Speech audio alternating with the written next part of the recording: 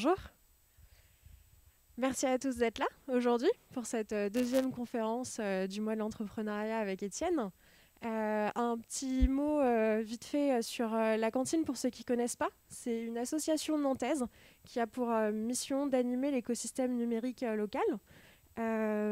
Pour réaliser cette mission, nous, on a 3 activités principales. On a l'espace de coworking, qui est où on est aujourd'hui et où on enregistre cette conférence. On a aussi toute la partie d'adhésion et d'animation d'adhérents de l'association à travers des services, etc., que vont me proposer ma collègue Lise. Et on a aussi toute une partie de programmation événementielle. On a des gros événements comme le Web Today ou les journées Tech for Good. Et à l'année aussi, on propose plein de conférences sur divers sujets. On avait fait cet été le mois du design. Et en ce moment, on est en train de terminer le mois de l'entrepreneuriat avec cette conférence aujourd'hui sur le financement de son passage à l'échelle avec Étienne Tertré, partenaire de la cantine avec Layton. Et donc, merci beaucoup pour ta présence aujourd'hui. Je vais te laisser la place et ta présentation. Bonjour à tous et merci pour l'organisation. Je vais me permettre de pouvoir enlever mon masque, je suis tout seul sur scène. Donc aujourd'hui, l'événement est dans le cadre du mois de l'entrepreneuriat, fait suite à une première présentation qu'on avait pu voir il y a 3 semaines à la cantine sous un format équivalent, où on a vu comment financer en fait sa start-up à l'amorçage, quels étaient les différents financements à l'amorçage, et notamment en Pays de la Loire. Là, aujourd'hui, c'est le problème du live. Corentin, ça tu me dis, nickel. On va, une fois qu'on a lancé sa startup, la question, la suivante, une fois qu'on a financé sa partie amorçage, c'est sur comment je peux financer maintenant ma croissance. Aujourd'hui, donc une présentation de 30 minutes, puis après une phase de questions-réponses. En 30 minutes, on va balayer ces 5 points principaux. Le premier qui va reprendre ce qu'on s'était dit il y a 3 semaines sur comment planifier ses besoins en financement, les différentes sources en financement. Faire un point sur la partie timeline, planning du financement et avec un focus sur la partie non dilutive. Aujourd'hui, j'ai pris un exemple concret d'une start-up nantaise et de son retour d'expérience sur le financement ces 7 premières années. Et après 2 slides de bilan et on va dire d'indicateurs clés de succès dans son financement et dans le financement de sa croissance. Le point clé, c'est une fois qu'on a lancé sa structure et qu'on lance sa structure, c'est planifier au maximum, qu'on planifie bien sûr sa trésorerie. Je pense que vous le faites déjà tous. Les points clés à bien avoir en tête, c'est anticiper, donc c'est obtenir le bon financement au bon moment. Pourquoi point clé, bien sûr, éviter de passer à côté d'une opportunité de financement avec comme must to have, ne pas se diluer trop vite et maximiser les effets de levier. Donc on avait vu il y a 3 semaines ce schéma avec un focus qu'on avait fait donc, sur la partie amorçage. Là aujourd'hui on va faire le focus sur les 2 étapes suivantes, donc la partie démarrage et décollage. Donc au démarrage, quelles sont les sources de financement possibles? Les subventions avances remboursables, donc financement public, la partie financement de ses fonds propres via des business angels ou du crowdfunding ou via des fonds de capital risque ou capital de développement. L'objectif étant de financer ses besoins en trésorerie, ses financements corporels et sur la partie subvention. En plus, bien sûr, il y a tous les leviers, la fiscalité, l'innovation qui viennent s'ajouter comme le crédit d'impôt recherche, crédit d'impôt innovation, le JEI et des leviers aussi si dans votre stratégie commerciale il y a du développement à l'international, il y a des leviers intéressants de financement à activer qu'on détaillera tout à l'heure.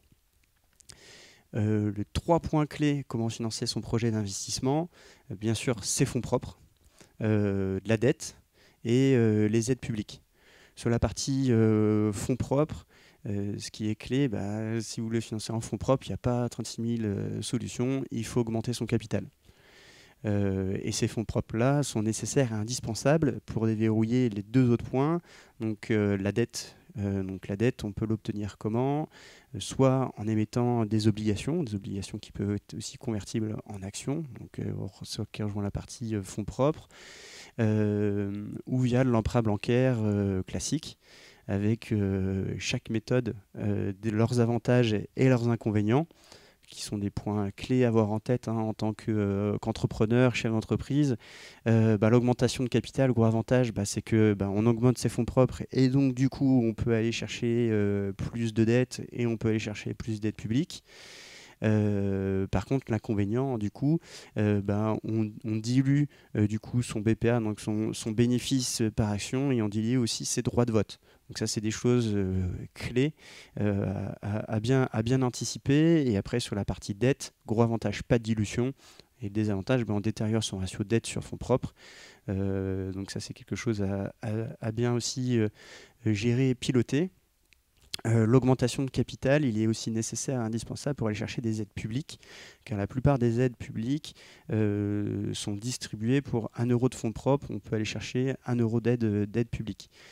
Sur la partie aide publique, on parle chez Letton de jungle du financement. Il y a énormément de choses qu'on peut l'activer sur les sujets de la recherche et développement, de l'innovation ou de l'investissement productif, par exemple des nouvelles des imprimantes 3D, de nouveaux logiciels dont l'objectif en fait est pour vous de les utiliser pour pouvoir réaliser du chiffre d'affaires et le financement de son développement à l'international.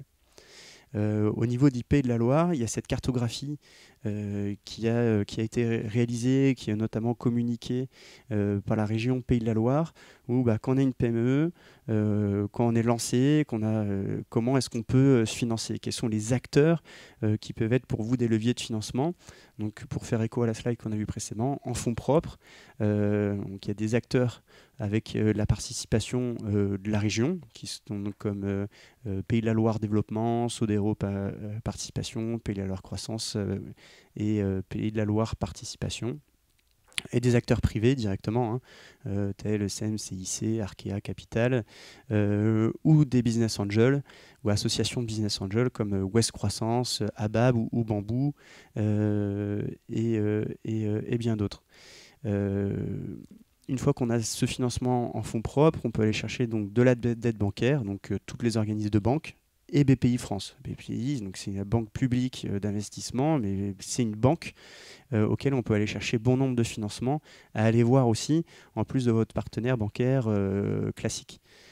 BPI intervient aussi en termes de garantie bancaire, c'est-à-dire qu'il va venir en support de prêts bancaires classiques que vous allez effectuer, vous le garantir. On en entend beaucoup parler aujourd'hui dans le cadre de la crise Covid avec les prêts garantis par l'État.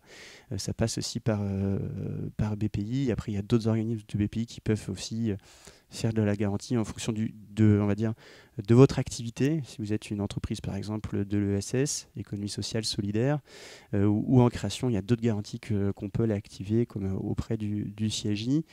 Les subventions régionales, bien sûr, c'est un levier fort de financement qu'on détaillera tout à l'heure. Et on a des acteurs aussi, ce qu'on va appeler de la microfinance et du financement participatif au niveau de la région. Il y a 2 acteurs qui sont clairement identifiés et d'autres qui ont pu faire des présentations aussi à la cantine et qui ne sont pas notés comme We Do Good. Donc ça, c'est une slide qui est présentée par BPI. Elle est assez riche.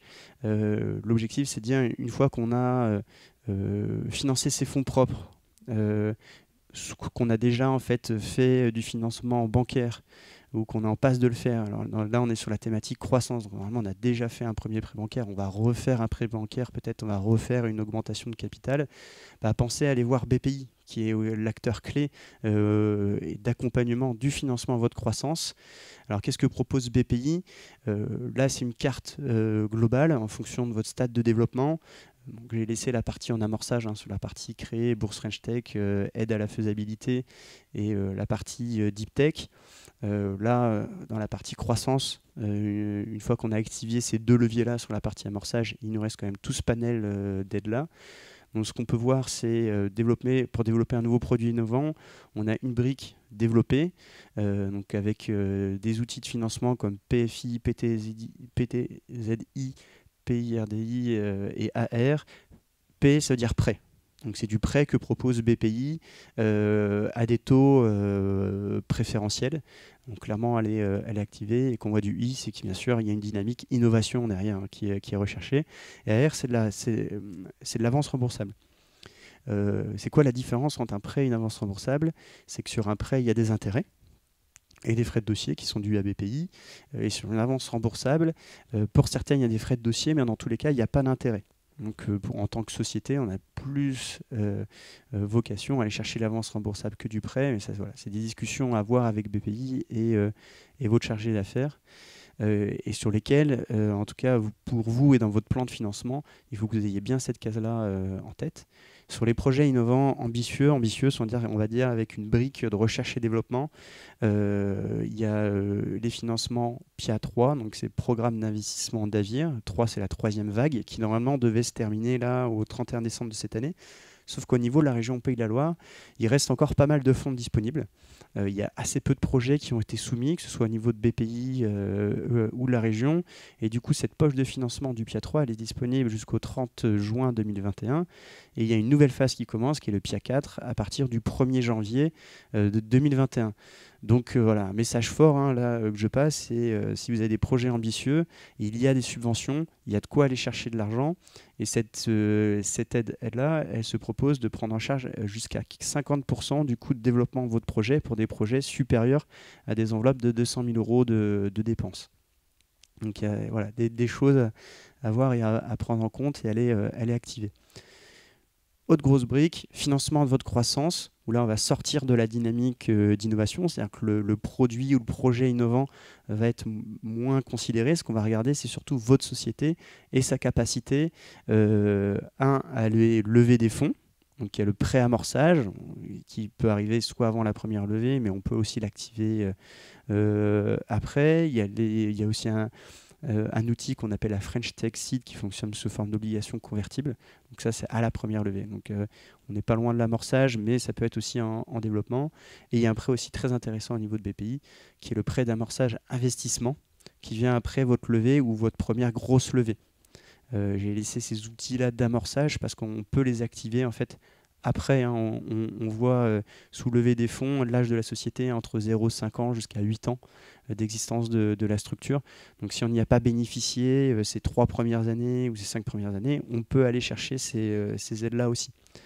Et vendre son produit, donc là pour booster ses ventes et développer, on a du prêt innovation ou c'est du prêt plus classique pour les structures de 3 ans et plus.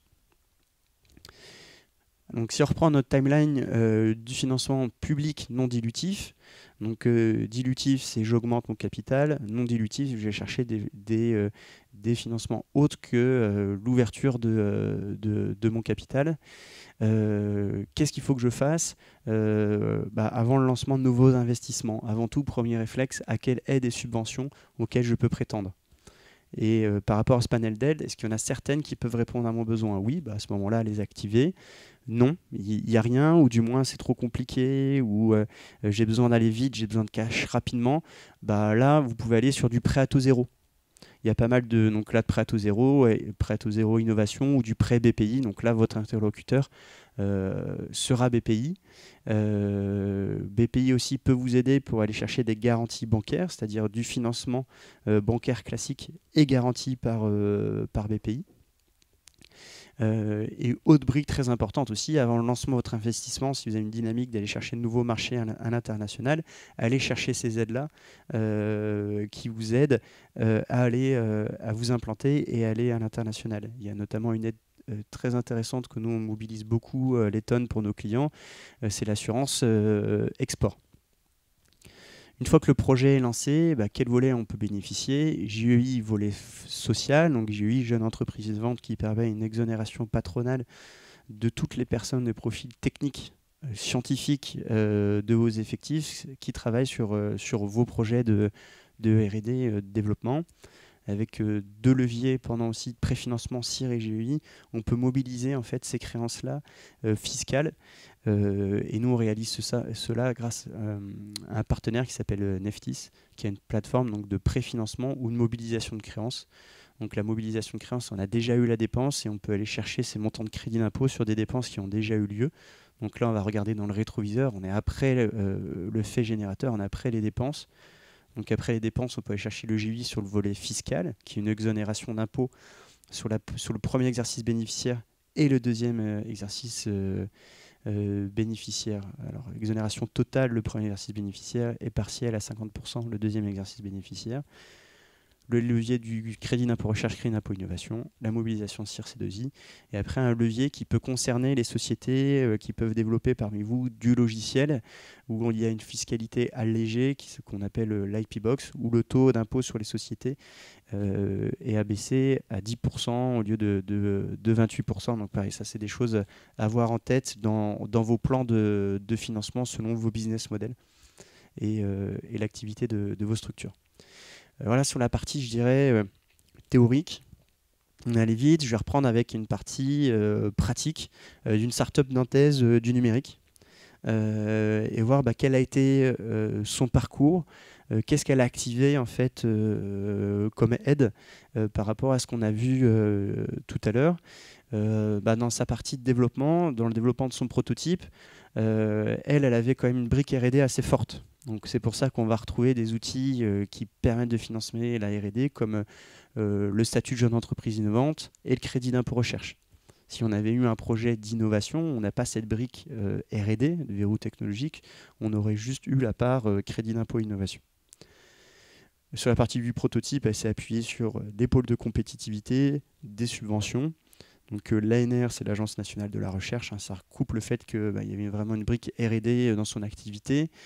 Et le FUI, c'est le Fonds unifié interministériel, c'est on va dire une enveloppe globale de subventions. On pourrait avoir ici du PIA, du programme d'investissement d'avenir à la place, où ils sont allés chercher donc, de la subvention, de l'avance remboursable, avec les pôles de compétitivité.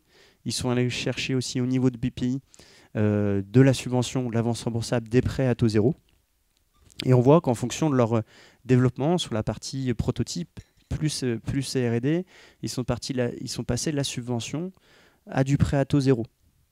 D'ailleurs, il y a un oubli dans ma slide, c'est prêt à taux zéro ou prêt à taux très réduit via BPI. Et ils sont passés aussi par les leviers de garantie de prêt par BPI, donc garantie de prêt auprès d'organismes bancaires.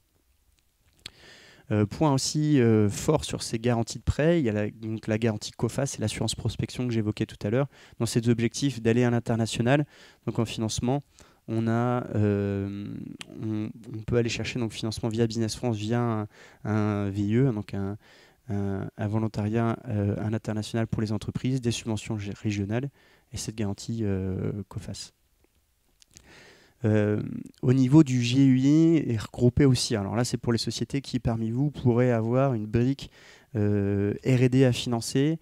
Le message très fort de ces slides-là, c'est quel impact économique a le statut JEI sur ma société. Donc pour être JEI, il faut avoir moins de 7 ans et il faut consacrer plus de 15% de ses charges à la R&D.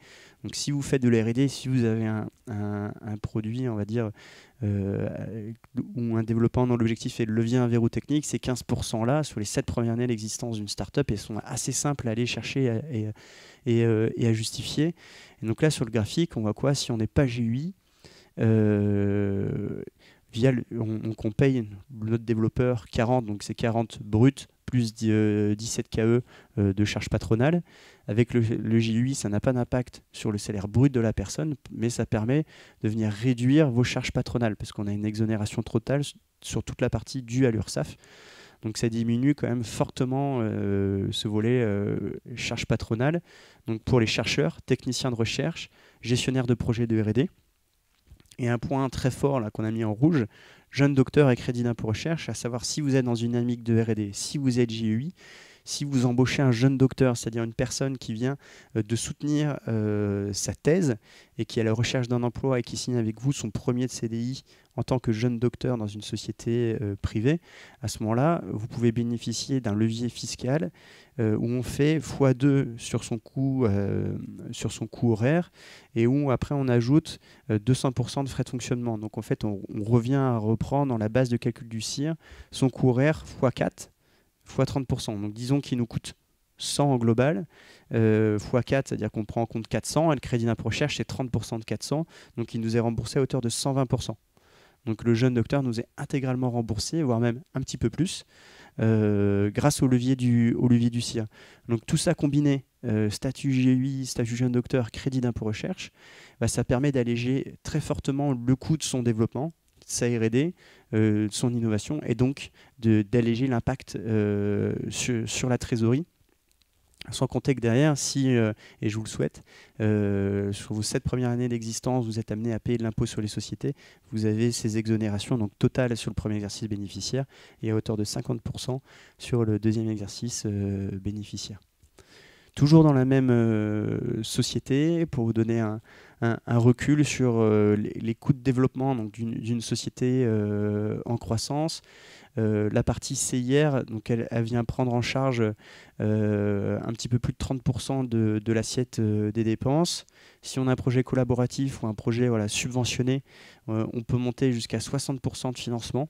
On est souvent entre 50 et 60% de financement. Et cumulé avec le CIR, on voit qu'au final, la quote-part restante à la charge de l'entreprise est clairement réduite. Le message que je vous passe ici, c'est clairement regardez bien autour de vous quelles subventions vous pouvez aller chercher au lancement du projet. Votre projet, est-ce qu'on est dans l'innovation, est-ce qu'on est dans la R&D? Et ce qui va vous permettre en fait d'anticiper le montage de ces dossiers de subvention, de CIR, pour voir vous, par rapport à vos fonds propres, combien est-ce qu'il vous faut exactement, et est-ce que cet investissement-là, il est possible ou pas? Est-ce que le développement de telle ou telle fonction pour votre projet, elle est possible ou pas? Bien sûr, quand on lance un investissement, il y a un impact fort sur la trésorerie. C'est toujours dans la même société, le même exemple. On voit quand on lance un projet, les charges sont énormes. On peut vite descendre dans le négatif et que via les leviers de financement public, via les subventions et via le crédit d'impôt recherche, on vient quand même réduire substantiellement cet impact sur la trésorerie. Et au final, le reste à charge pour la société est clairement réduit et permet de lisser l'impact dans le temps sur le projet. Là, on est positif en trésorerie sur ce projet très fortement, parce que quand on a une subvention, la subvention vient au lancement du projet, ce qui permet d'avoir vraiment ce coup de pouce-là pour embaucher et commencer à dépenser fortement au lancement du projet. Et après, pour gérer la suite, le financement, le détail qui reste, c'est ce qu'on a vu tout à l'heure. C'est soit via votre activité commerciale, si vous en avez une, qui vous permet donc votre activité commerciale soit financée vous-même directement en fonds propres, soit sinon votre activité commerciale, elle vous permet d'aller chercher de la dette bancaire, ou sinon c'est l'augmentation de capital, l'ouverture de votre capital. En conclusion de nos échanges, et on va dire qu'est-ce que vous devez retenir de cette demi-heure et on va dire de cette anticipation de vos financements et financement de sa structure en croissance. Le premier levier, c'est on va parler de cofinancement du projet. Il n'y a pas d'étape qui n'est pas non financée quand on a une start-up et en développement. Il y a toujours des choses qu'on peut aller chercher aussi bien sur du financement privé que sur du financement public. Par contre, le financement privé, il est nécessaire et indispensable pour renforcer le projet et la structure de l'entreprise. C'est-à-dire que sans financement privé, que ce soit à l'amorçage ou à cette étape-là, on ne pourra pas bénéficier de cet effet de levier. 1 euro en fonds propres pour aller chercher 1 euro en dette bancaire et 1 euro en subvention. Et puis bien sûr, je le remets en dessous, les financements privés sont souvent liés aux fonds propres de l'entreprise, donc la levée de fonds peut donc être nécessaire, elle n'est pas indispensable. L'idée bien sûr pour vous en tant que chef d'entreprise, c'est de la limiter, mais si vous devez y faire appel pour accélérer, et c'est aussi le thème d'aujourd'hui, la levée de fonds elle peut être indispensable. Le financement public, donc ces financements sont non dilutifs, pas d'impact sur le capital, donc ça c'est le très gros point fort, avec en plus il y a un possible cumul des aides, donc ça on l'a vu avec les subventions CIR et JEI. Et en temporalité, donc bien anticiper les investissements en regardant quelle subvention je peux activer, et après en temporalité, une fois qu'on a eu la dépense, on peut la constater et bénéficier des incitations fiscales CIR, C2I, JEI sur les dépenses passées. Pour nous, les catalyseurs de réussite, donc sources de financement, les diversifier, que ce soit en termes de subventions, d'avances remboursables, de prêts, de crédits d'impôt, de levée de fonds, des aides à l'embauche, aller chercher tout ce qui peut être activé, parce qu'on peut financer quasiment toutes ces activités. La R&D, l'innovation, son industrialisation, ses phases de commercialisation, d'internationalisation, démarches éco-responsables, de réduction de ces économies, enfin faire des économies d'énergie. Et avec, bien sûr, pour ordonnancer tout ça, c'est là que c'est plus complexe, où il y a un peu d'ingénierie financière à mettre en place, c'est des taux de financement différents et avec des timings différents et à bien anticiper. Donc, anticipation, le gros levier, c'est la gestion du temps. Où l'entrepreneur, chef d'entreprise, le premier point le plus important, on le rappelle, on l'appuie bien, c'est de se concentrer sur son core business, donc sur son développement de produits, sur son innovation, et c'est aller chercher du chiffre d'affaires, de l'attraction. Ne surtout pas se perdre dans la jungle des outils de financement. Ça, c'est un point aussi fort, hein. Il vaut mieux louper une subvention, tant pis, mais que de louper un gros deal et du chiffre d'affaires. Et voilà, donc ça regroupe aussi ma remarque précédente, se concentrer sur ces financements en subvention de manière efficiente, c'est-à-dire aller chercher ce à quoi vous pouvez avoir de fortes probabilités d'obtenir. S'il y a de faibles probabilités, ça dépend des structures, mais pour une structure qui explose, nous on conseillera toujours à nos clients de se focaliser sur leur chiffre d'affaires et leur activité. Voilà, on a terminé pour cette présentation. Je qualifie de flash. Hein, sur ces thèmes-là, on peut y passer une demi-journée, voire une journée entière. J'espère vous avoir donné une visibilité globale et quelques clés de réflexion. Voilà, n'hésitez pas pour vos questions, ce sera avec plaisir.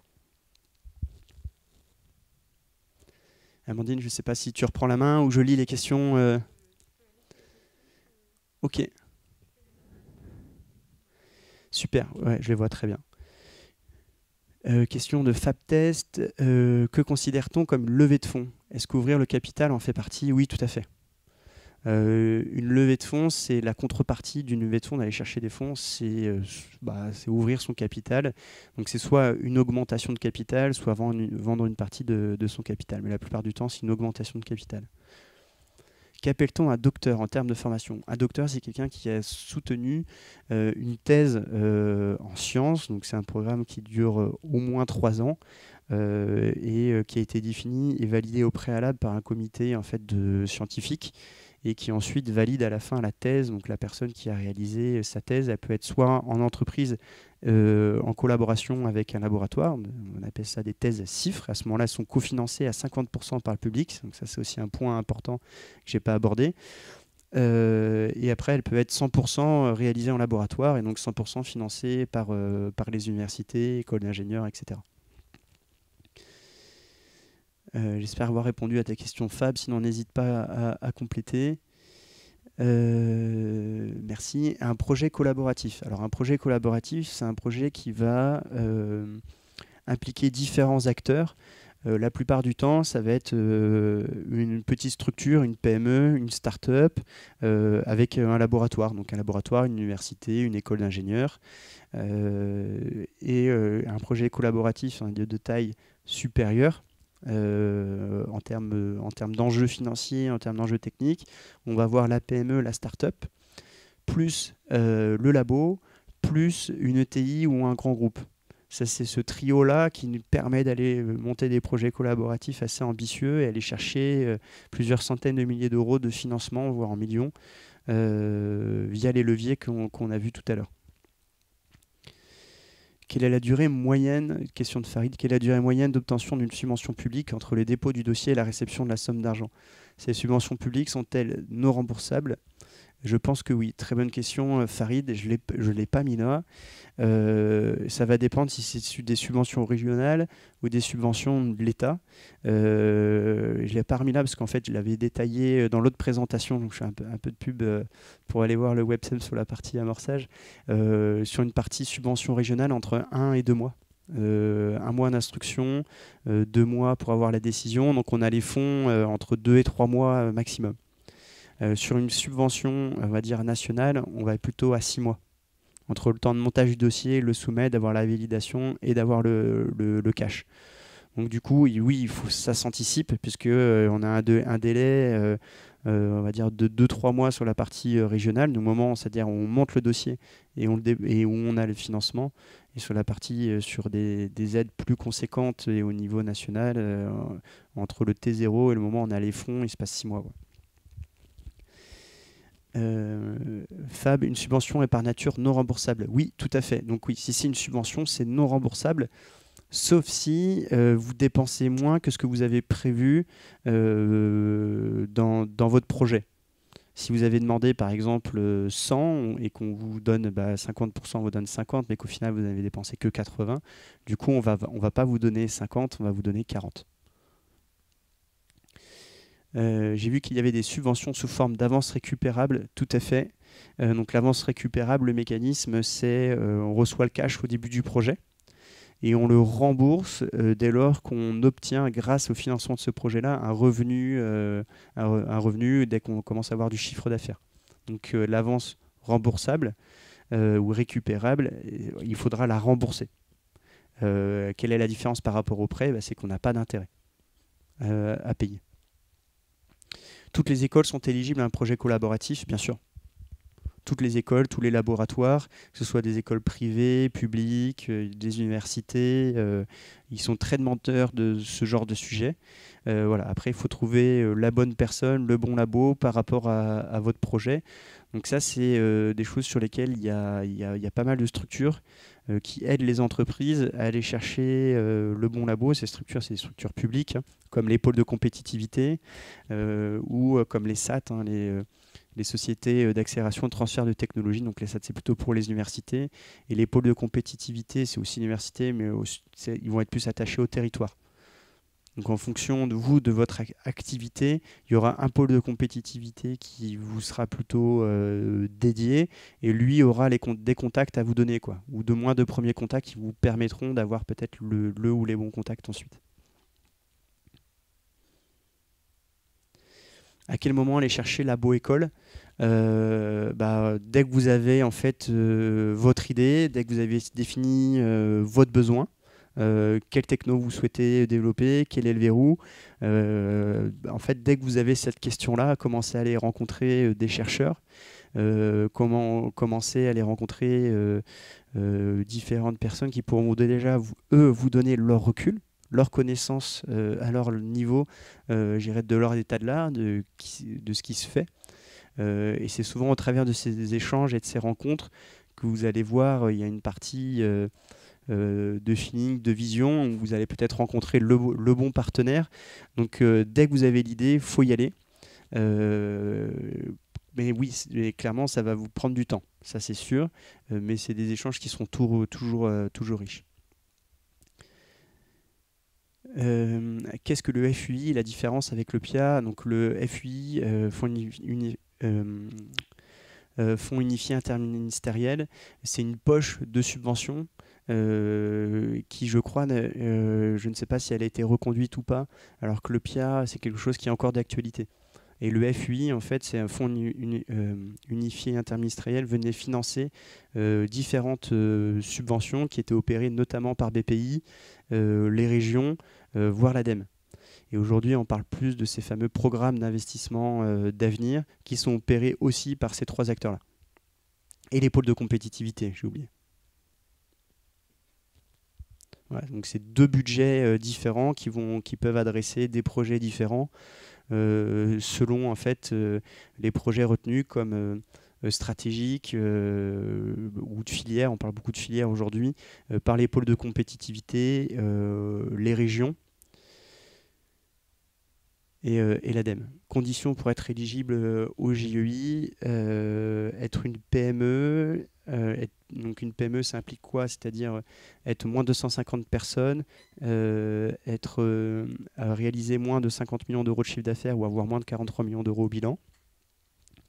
Donc ça, c'est le critère de PME. JEI, il faut que le capital soit détenu à plus de 50% par des personnes physiques ou détenues par des sociétés elles-mêmes détenues par des personnes physiques. Il faut investir plus de 15% de ses charges en R&D. Et le 5e critère, il faut que son activité en fait ait été créée ex nihilo.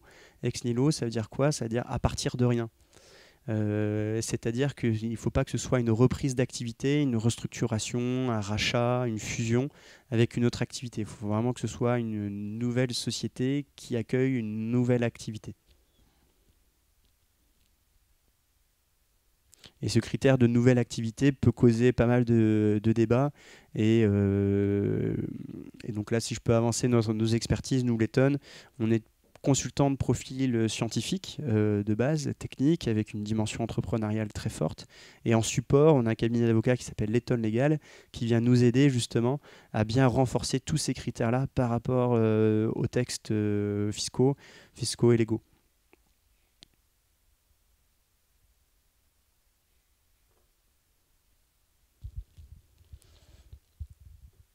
J'espère avoir répondu à toutes vos questions, sinon n'hésitez pas pour d'autres questions. Bon, moi, c'est le moment, si vous avez encore des questions, sinon on va clôturer. Fab a pas mal de questions, mais je me demande si il y a 3 semaines, Fab n'était pas déjà si, mais Fab là. est souvent là, à titre informatif. Fab est un nom qui revient souvent sur les événements. Et alors, c'est cool, parce que c'est... Il va falloir nous envoyer ta photo, là, Fab. Eh ben, merci beaucoup à tous. On va clôturer ici la conférence et le mois de l'entrepreneuriat aussi. Il nous reste un événement tout public éventuellement si vous le voulez d'ici la fin de l'année. Ça va être demain sur Metabase qui est un outil de visualisation de données. Donc si vous voulez le découvrir, demain Maxime fait une petite présentation. Et pour la suite, nous après on se retrouvera en 2021 à la rentrée pour d'autres événements sur encore plein de sujets sur l'entrepreneuriat, l'innovation, etc. Merci beaucoup à tous pour votre présence. Merci beaucoup Étienne d'être venu pour ce 2e sujet.